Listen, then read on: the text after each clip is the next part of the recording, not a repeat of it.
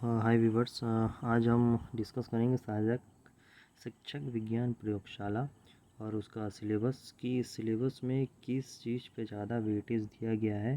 Syllabus ही खुद ही आप देखेंगे तो आपको समझ में आ जाएगा। जैसे कि आपके सामने में है, ये भौतिकी शास्त्र हो गया, उसका बाद रसायन है, जीव विज्ञान है, सामान्य अंग्रेजी है, सामान्य हिंदी है।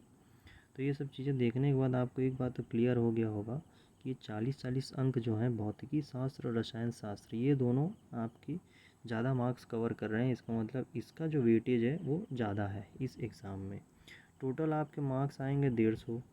उसके बाद आपके जो अलग अलग जैसे जीव विज्ञान हो गए 20 मार्क्स, भौतिकी रसायन के बाद जीव विज्ञान का पकड़ है ज़्यादा मार्क्स में। उसके बाद और जाएंगे नीचे, सामान्य अंग्रेजी और हिंदी का आ जाता है 15-15 अंक का, ये दोनों का। उसके बाद आप ये सोचें कि उसके कम मार्क्स में सामान्य अंग्रेजी और सामान्य हिंदी, इनका भी कम हो गया। इसके बाद कंप्यूटर की जानकारी 10 अंक और सामान्य ज्ञान 10 अंक। मतलब अगर सब देखने के बाद ये समझ में आ रहा है कि जो 40-40 अंक वाले हैं भौतिकी शास्त्र रसायन शास्त्र, इनका वेटेज ज़्यादा है इस सिलेबस में, इसलिए इस पे ज़्यादा ध्यान दिया गया है। और क्योंकि ये प्रयोगशाला का है, जैसे कि इसमें लिखा हुआ है प्रयोगशाला, तो जाहिर सी बात है कि आपका भौतिकी और रसायन तो रहेगा ही और जीव विज्ञान भी रहेगा। लेकिन ये दो जो है भौतिकी और रसायन, ये दोनों इम्पॉर्टेंट हो जाता है मार्क्स के ऊपर, क्योंकि 40-40 अंक आना है तो इस पर ज़्यादा ध्यान देना होगा हमें। बाकी आपको पता ही है कि हम तैयारी करते ही आ रहे हैं सामान्य ज्ञान का, ये तो हो जाएगा। कंप्यूटर में भी 10-10 अंक के हैं, ये भी हो जाएगा। सामान्य हिंदी सामान्य अंग्रेजी ये 15-15 अंक के हैं। मतलब देखा जाए तो सबसे ज़्यादा वेटेज दिया गया है भौतिकी रसायन, उसके बाद देखा गया है जीव विज्ञान, उसके बाद अंग्रेजी और हिंदी, और उसके बाद आपका गया है कंप्यूटर सामान्य ज्ञान।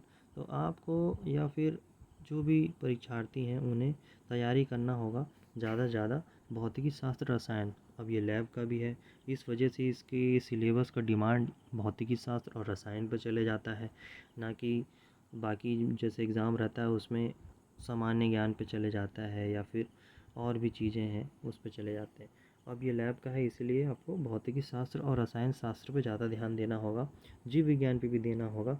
और मेरे ख्याल से मेरे को लगता है कि बोलने की ज़रूरत नहीं है, ये सारी चीज़ें आपको पढ़नी होगी, क्योंकि सारी चीज़ें आसान है। जैसे जैसे आप पढ़ते जाएंगे रिवाइज़ करते जाएंगे सारे आसान होते जाएंगे।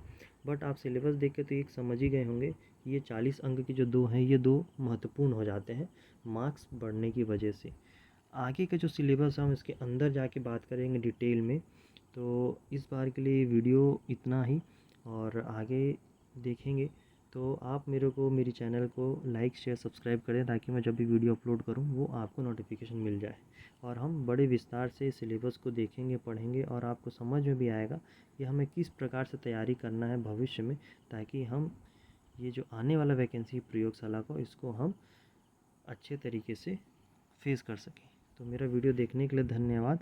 आगे हम देखते हैं इस सिलेबस के अंदर क्या क्या है, क्या पढ़ना है। धन्यवाद।